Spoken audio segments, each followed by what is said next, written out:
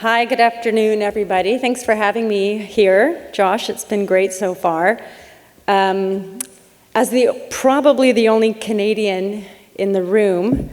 Another one. Okay, there you go. Nice.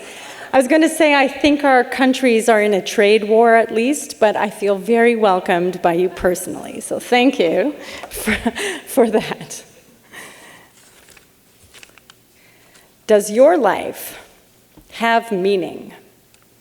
This is something I ask my students as we work through Hamlet's answer to the same question in his to be or be not to be soliloquy. Some students, the ones who have mistaken cynicism for sophistication, lean back in their chairs and say confidently, "No, life has no meaning." But others are more optimistic. "Yes," they say, "it does." Then what is it, I ask? I hear the answers one might expect from optimistic youth. "I think we create our own meaning," one says. "My meaning," says another, "is something I'm discovering as I learn about myself." I nod as I listen. "So your life is meaningful because of how you feel about it?" They agree with that. Then after you die, what happens to the meaning you've created? If it exists within you, then does it end when you do? They're stumped. That doesn't sound right. "My life will be meaningful if I help others and leave the world a better place after I go," says one. Other students nod. Then I say, "I have friends who were expecting a baby. The mom was 9 months pregnant. This was a fully formed person, and they were ready for him. Things went wrong. He died during the delivery. This baby, George, never got to take a breath of air. He never had a chance to discover his own meaning. And he certainly didn't leave the world a better place. He left pain in the world, a wound that will never fully heal. He didn't get to choose his own meaning. If he had been given the chance, I'm positive he would have chosen a different path for himself. Are you telling me then that George's life has no meaning?" The students pause. "No," they agree. "We don't think that." They are unsettled. For the contemporary student, two things typically share equal ethical importance: personal meaning and personal choice. The two are connected. Linking them is the belief that each person is unique and individual. But with this comes a distinctly modern form of dependence. This uniqueness needs to be acknowledged and affirmed by others. I lay a demand upon others that they perceive not merely my social self, defined by roles and relationships, but somehow also my inner self, understood as a sovereign thing exempt from social determination. Freedom of choice and self-expression are of the utmost importance because one's meaning is bound up with them. But we are not really mavericks, heroically independent, and we want it both ways. In an ethical, compassionate society, we must all affirm each other's meaning, for that is the feedback we need to give us the evidence that our inner world means something to others. The students may not realize it, but to regard oneself in this way is a mark of the bourgeois social condition, in which one is not born into a settled station in the world, as one was in the Ancien Regime.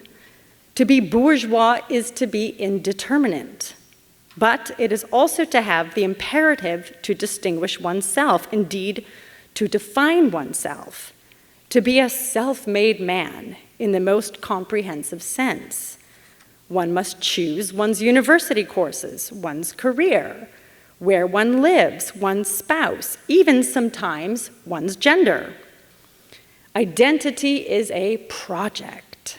Students feel obliged to have one. The anxiety this indeterminacy produces can be overwhelming, which is why the onus falls onto others, to society, to validate the choices and ease the psychological tensions between self and world. But it would be unfair to claim that the desire for uniqueness is purely a bourgeois concern. There is within all of us something that feels like it is essential to us. We may call it an identity, but no doubt a better word is one we have already had for centuries: soul. And it is this inner self, the kind of self we feel ourselves to be, that we want others to recognize. Contemporary notions of justice have caught up in this project. And education should, I think, not only teach students the knowledge and skills required for success, but give them a way of thinking about their place in the world, not merely personally, but also metaphysically. After all, the world around them is already teaching them about these things, but in a more unthoughtful, less satisfying way than the students deserve or even want. In this regard, it is comforting for students to discover that their struggle for meaning is not theirs alone. Hamlet begins not with a question of whether it is better to live or to die, the to be or not to be speech, but with a question of personal distinction. The first two lines of the play are, "Who's there?" followed by, "Nay, answer me, stand and unfold yourself." Who, I ask my students, are you?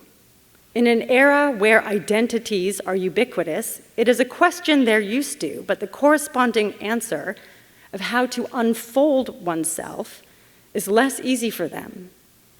They are sons and daughters, sisters and brothers, neighbors, students, friends, and citizens. But after peeling away all the layers that define one's outward social role, one still has the sense that there is something left that is not merely determined by the matrix of social relations we inhabit. It's the self one thinks of when she says, "I want him to like me for who I am on the inside." It is the self we commune with as we go through our day. It is our daydreaming self, the part of us that has our feelings, our longings, our deep seat where we understand ourselves to be more than just a body and more than just a social role. It is sometimes these external markers of identity that are actually at odds with one's chosen or felt inner self. This is Hamlet's frustration as much as theirs. In response to his mother, who asks why his father's death seems to make him excessively sad, Hamlet responds with, "Seems, madam? Nay, it is. I know not seems. I don't seem to be sad. I'm sad," he says. Hamlet then explains that his appearance, his clothing, and behavior are his attempts to express his inner world to others, to unfold himself to others. His outward appearance, his black clothing, his sighs and his frowns, his tears, cannot, he says, denote me truly. These indeed, clothing, seem, he continues, for they are actions that a man might play, but I have that within which passes show. These, but the trappings and the suits of woe. Hamlet defines the central problem of being an individual. First of all, what one shows to others about who she or he is might be false and deceptive. It's an act that one might play. But even if one's outer self is a true expression of how one feels on the inside, authentic and sincere, who one is inwardly can never be fully expressed outwardly. It passes show. For Hamlet, it's not that his outward demeanor is false, which troubles him. It's that it's inadequate. There exists always a gap between our felt inwardness and our outward condition. Our inner selves can never be fully known. Perhaps not even fully known by ourselves. This can be a source of endless anxiety. For Hamlet, it is his material body which puts a limit on self-expression. Oh, that this too solid flesh would melt, thaw, and resolve itself into a dew, he says at the start of his first soliloquy. Hamlet is asking for a release from his solid flesh, that is, his body. The word flesh is important here, as is the word solid. Flesh, in a Pauline sense, means not merely one's body, but one's inner selfishness. But Hamlet, much like our modern student, doesn't seem to think that his inner self is inherently selfish. His inner self he instead calls a dew, which is something pure, uncorrupted, and ethereal. His identity, his soul. He feels constrained by his body and also by the socially constructed position that defines him as a prince and future king. It is who he is on the inside that he wishes to become outwardly. He wants to be, we might say, his authentic self. But as heir to the throne, he belongs, as Laertes explains, to a peculiar sect. Laertes goes on.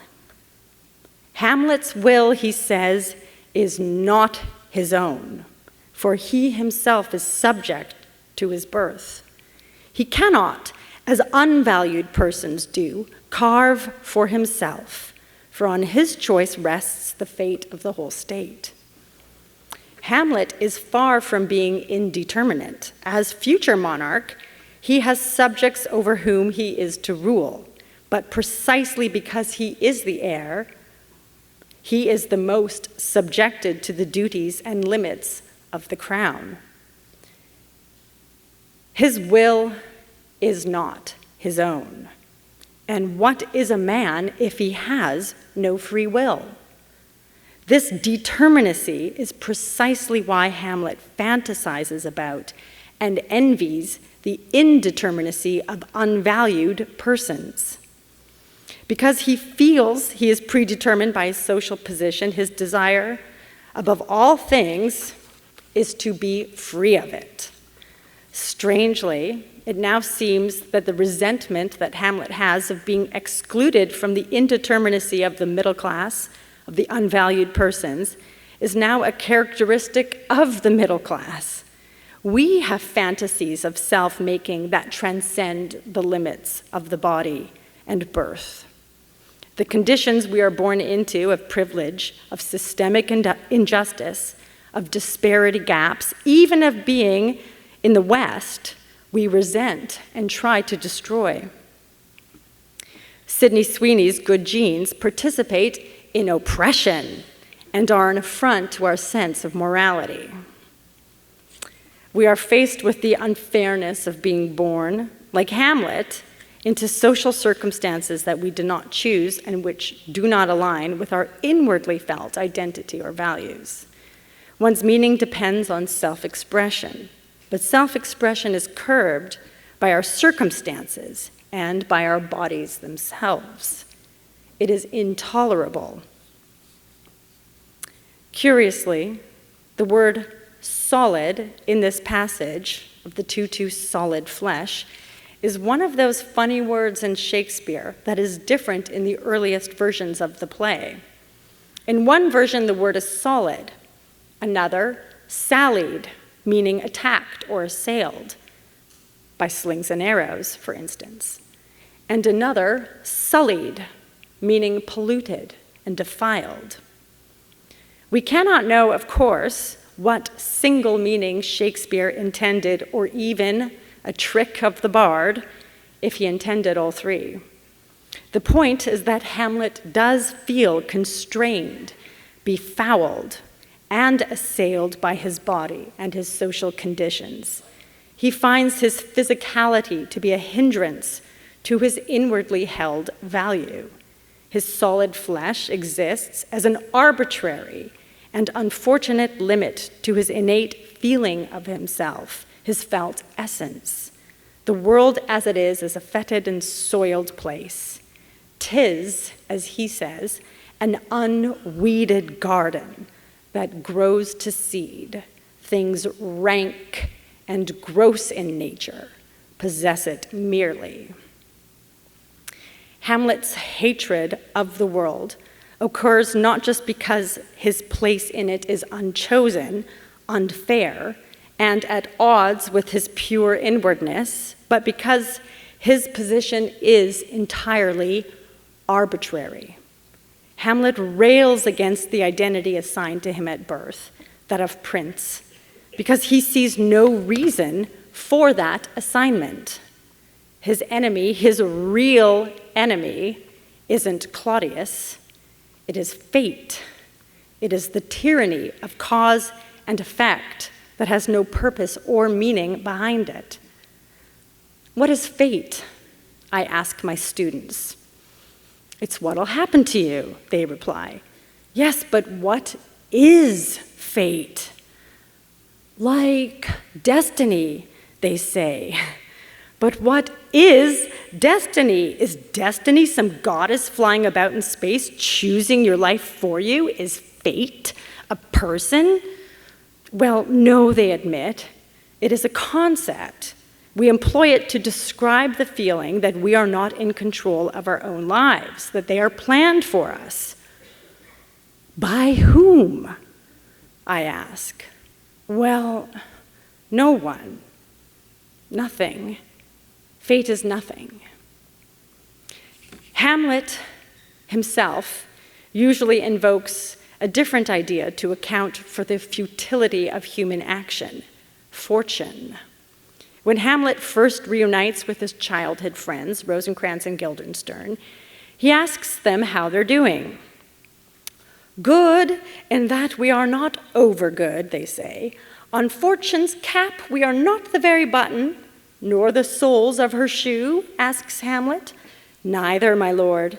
Why, then, you live about her waist or in the middle of her favors. Hee hee hee! Faith, her privates we. Rosencrantz makes a very juvenile joke, but Hamlet turns it into something serious. In the secret parts of fortune, oh, most true, she is a strumpet. Fortune's a strumpet. She will screw you.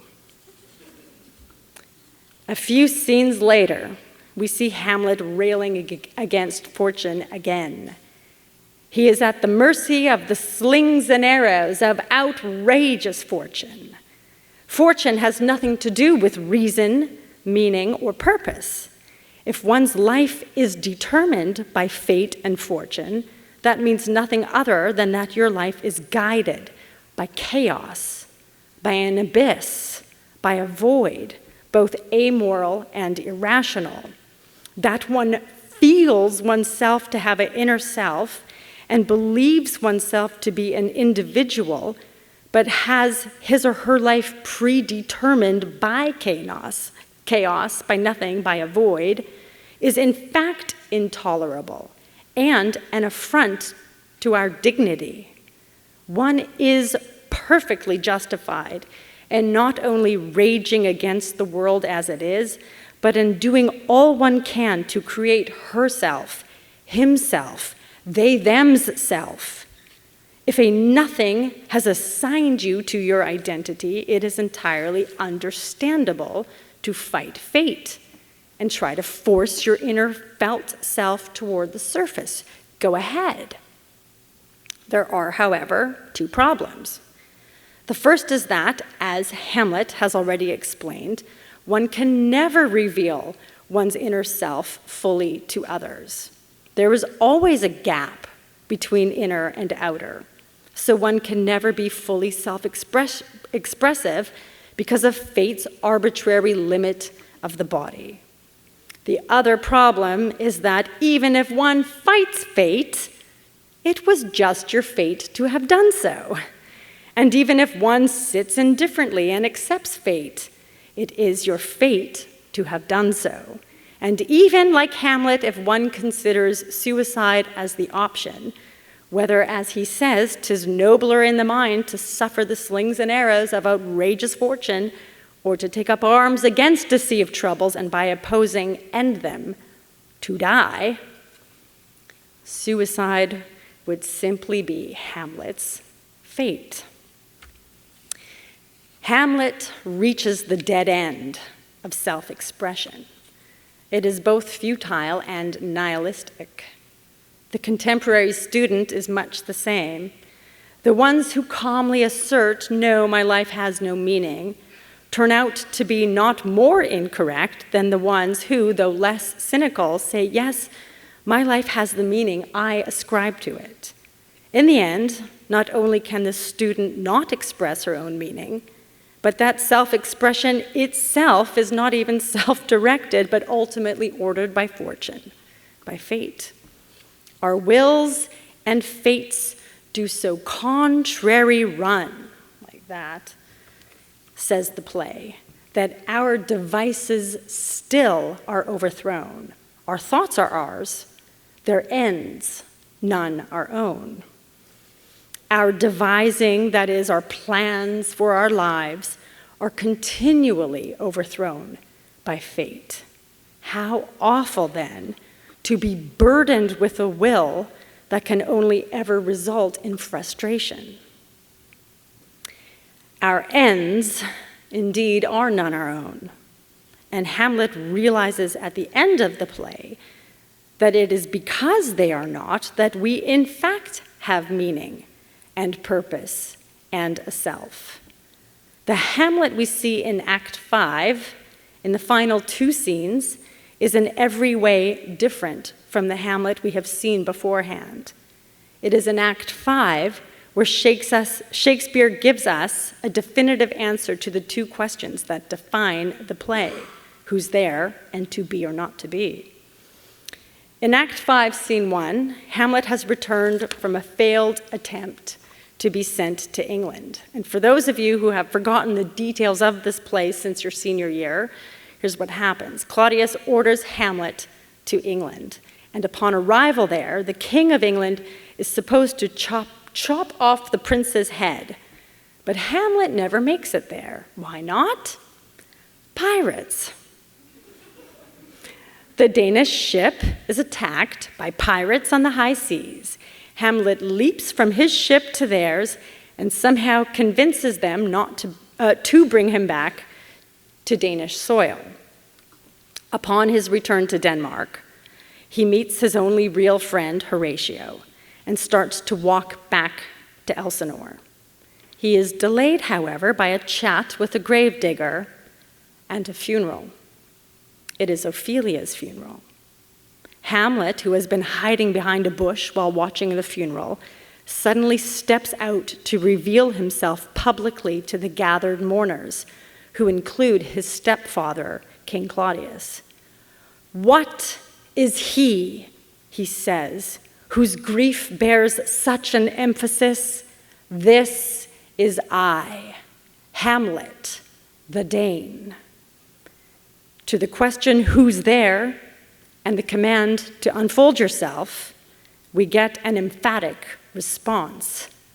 This is I, Hamlet the Dane.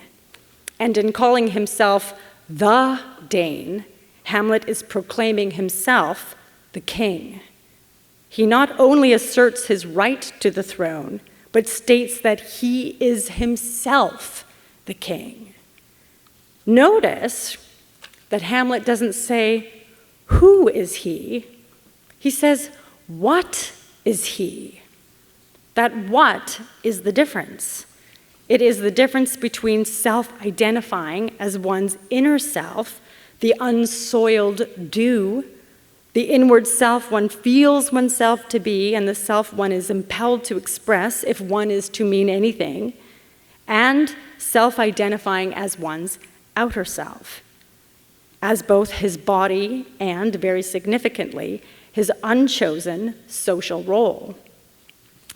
What Hamlet does here is to show that he now understands how deep human freedom can be. It is one thing to insist that one must become what one feels himself to be.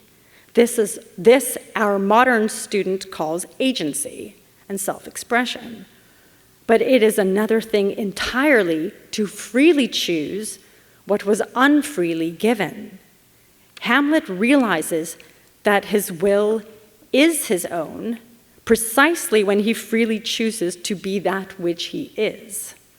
Hamlet's act of choosing his identity assigned to him at birth, that of king, is even more of an act of agency and will because it runs contrary to his inward inclination.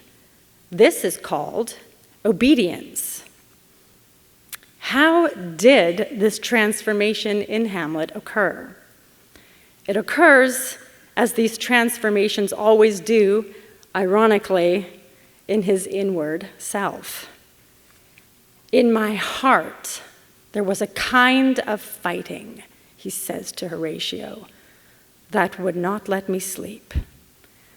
Shakespeare makes the real event of this play happen off stage, and not only off stage, but also inside Hamlet's heart. What happens within Hamlet is an event that is always private, always inward, always something that passes show. It is the kind of fighting that happens only in the human heart, where the individual stands alone before God. There is an authenticity to our inward world, though it is a reality that only God can see. It is the fighting that Kierkegaard called man's only salvation, which, this is a quote, lies in the reality of religion for each individual. End quote. It is the event where an individual becomes an individual, and it is always a kind of fighting between self and surrender.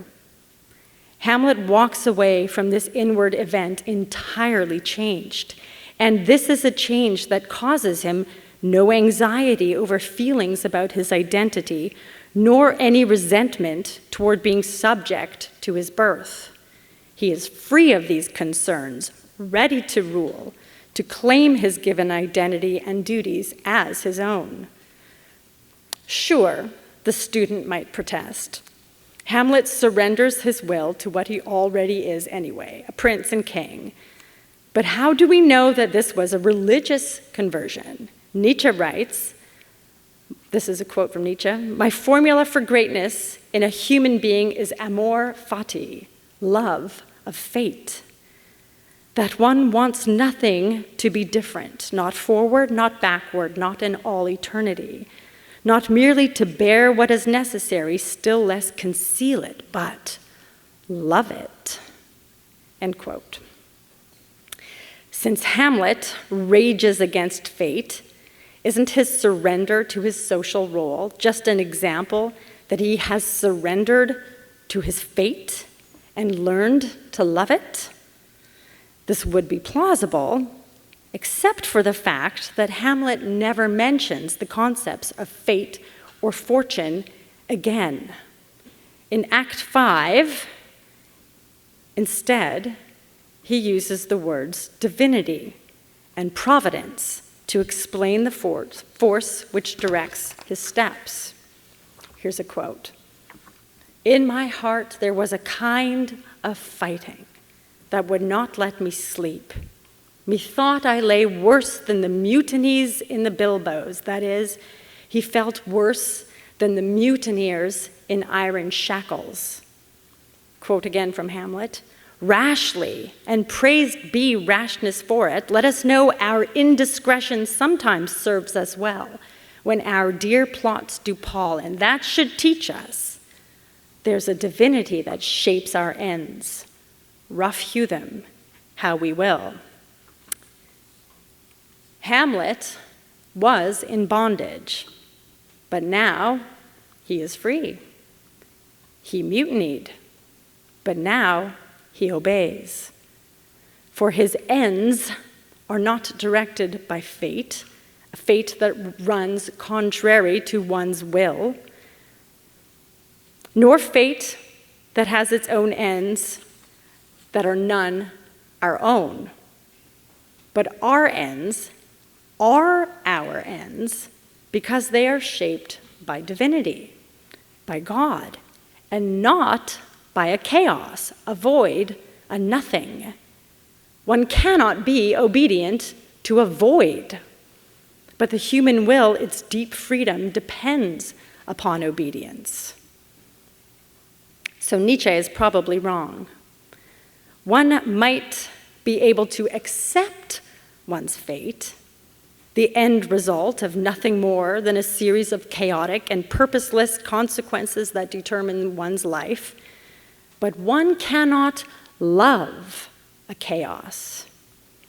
When Hamlet changes the thing that shapes his ends from fate to divinity, he changes entirely of his relationship to his self and his social position. God is neither a chaos or a void, but a rational, purposeful, and intelligent being.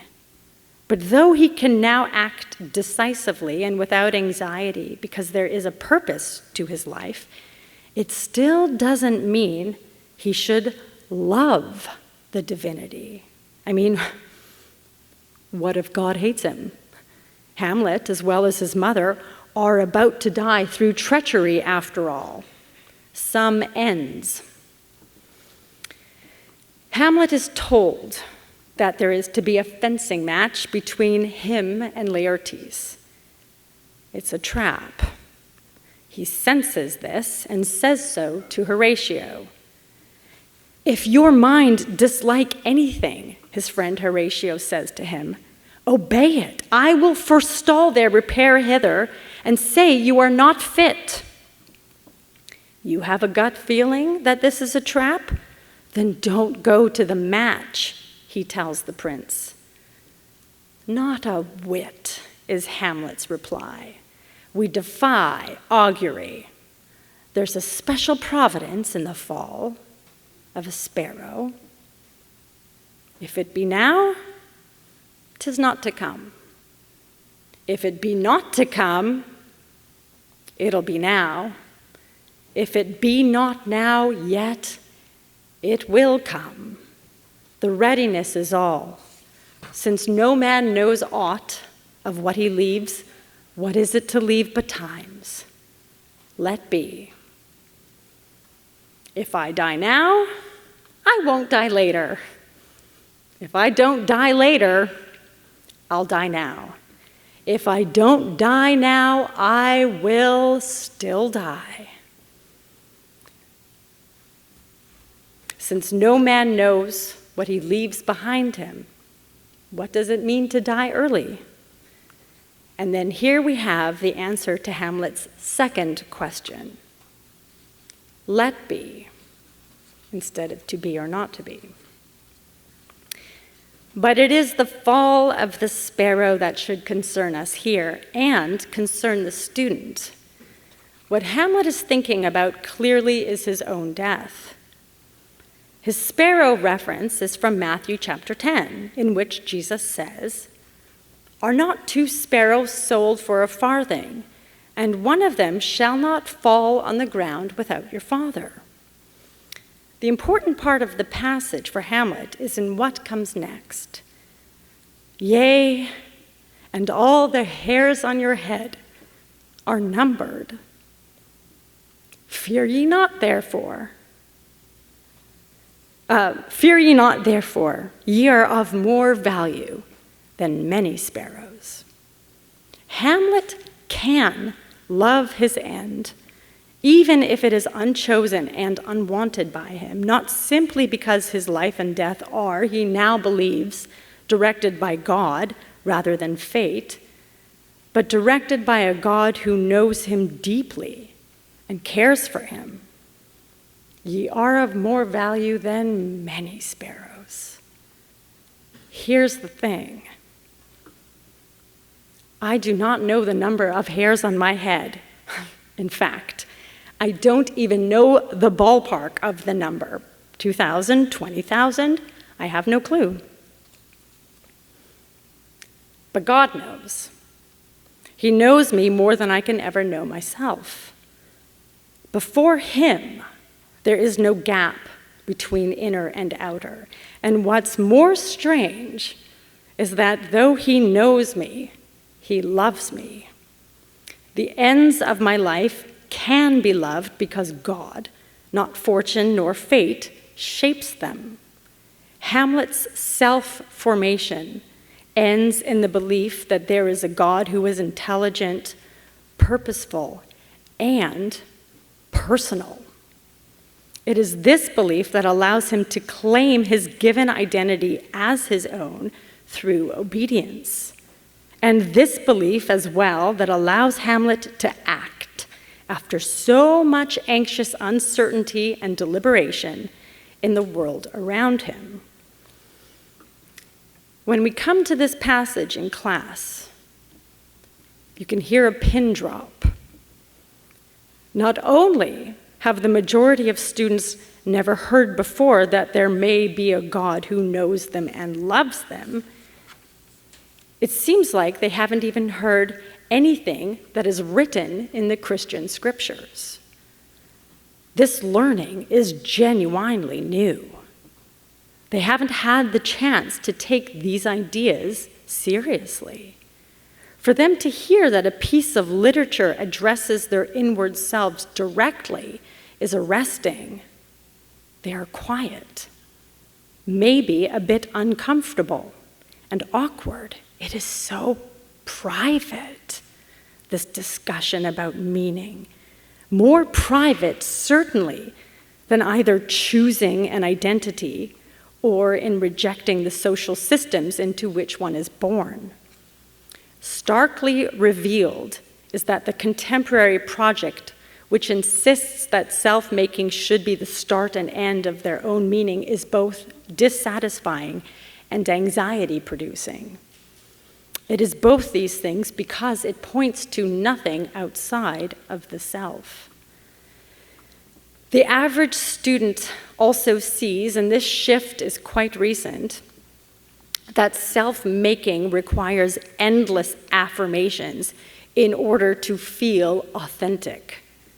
Self-creation ends up trapping one in narcissism and fragility rather than joy and meaning.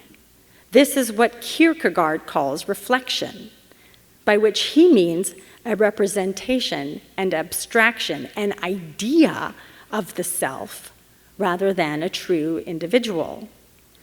We should remember that Narcissus himself fades to nothing because he is trapped by a false self-gazing. His infatuation with his own reflection in the pond is destructive because he mistakes it for a real person who loves him. The narcissist is never in love with himself, but with a reflection of a self who looks back on him with what he thinks is love.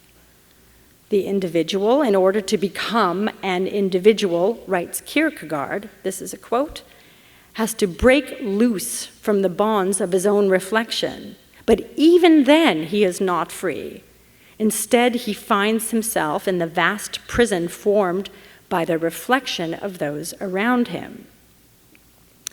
The contemporary student is trapped within these bonds to a degree that even Kierkegaard may not have anticipated. We no longer have individuality, but instead identities, images of the kind of self one wishes to be seen as and which one tries to then become. The ubiquity of one's online persona, a persona that one creates by seeing herself in the reflection of the selfie cam, and which is created through anticipating how her sense of self will be reflected back to her through likes, has literalized this reflection.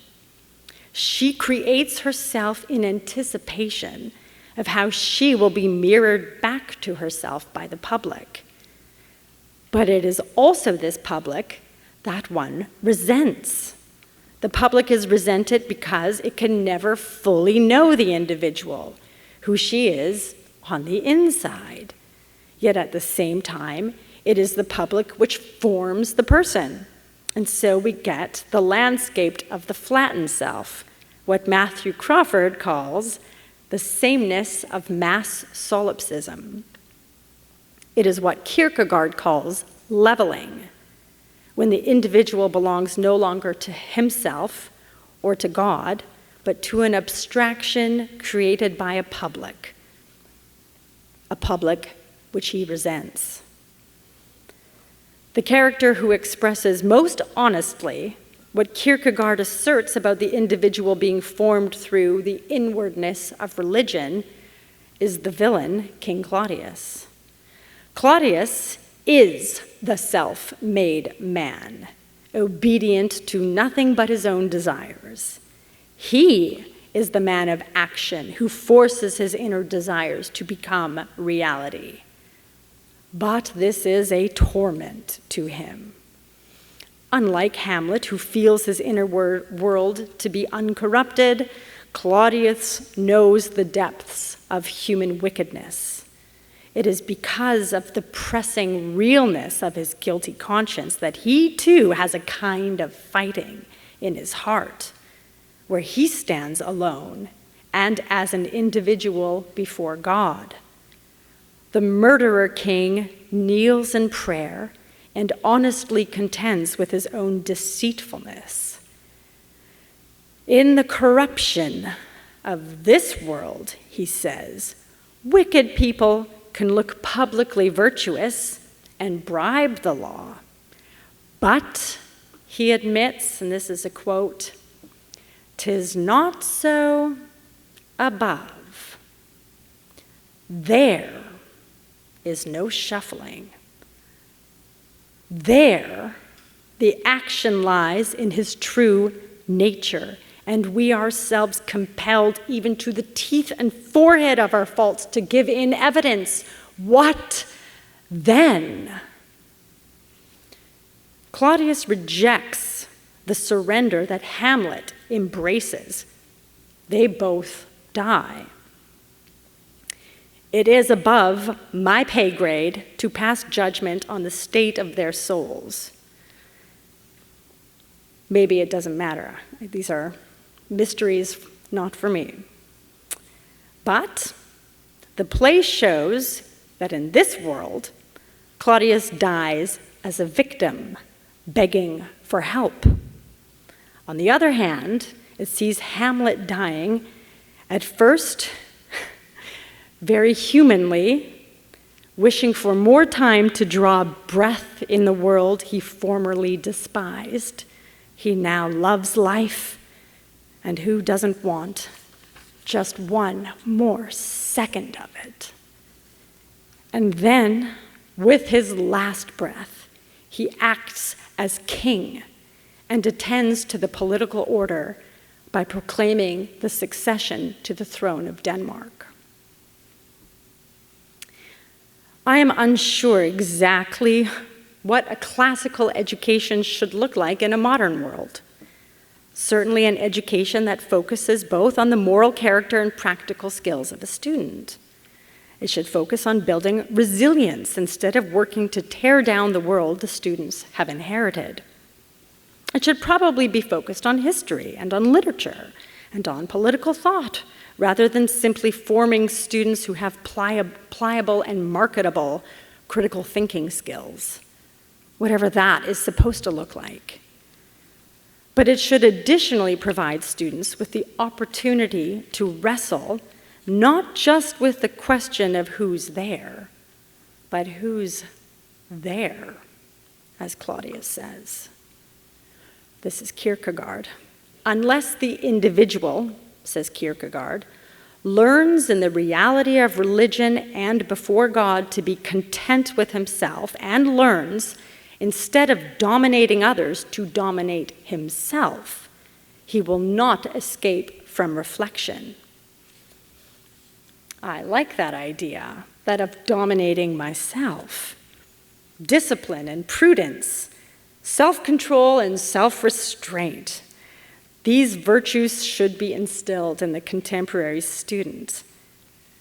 But they do not address meaning, nor do they address the underlying yearning to be known that lies in the heart of so many students who feel alienated and misunderstood.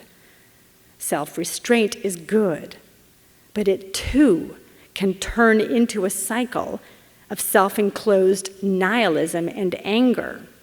This is why we see the Andrew Tate-type manosphere emerging. One has to break free of self-focus and to step out in faith, positing a good that transcends the self. But there is something more. It is that special providence in the fall of a sparrow. Hamlet shows us that beneath all our frustrations is a desire to be loved and to give love. The anger and anxiety and nihilism we see so commonly in the world around us are the results of a very natural frustration at not only not being known, but more fundamentally, not being loved. We only want to be known, maybe, so that we can be loved. Maybe baby George has meaning because he is loved and continues to be loved. Maybe he will be loved eternally. And maybe the ground of his meaning isn't his own. What do we know of what we leave betimes, that is, behind us, says Hamlet. The nihilism of some students and the groundless optimism in fate that others have, which amounts to the same thing in the end, is something perhaps that an education might address. Can an education be loving? A loving one might be one that not only teaches classical texts and wisdom, but also one which provides an opportunity through these texts to consider the moment a person becomes an individual through standing alone before God. It is a kind of fighting the student will have to work out in her own heart, in fear and trembling.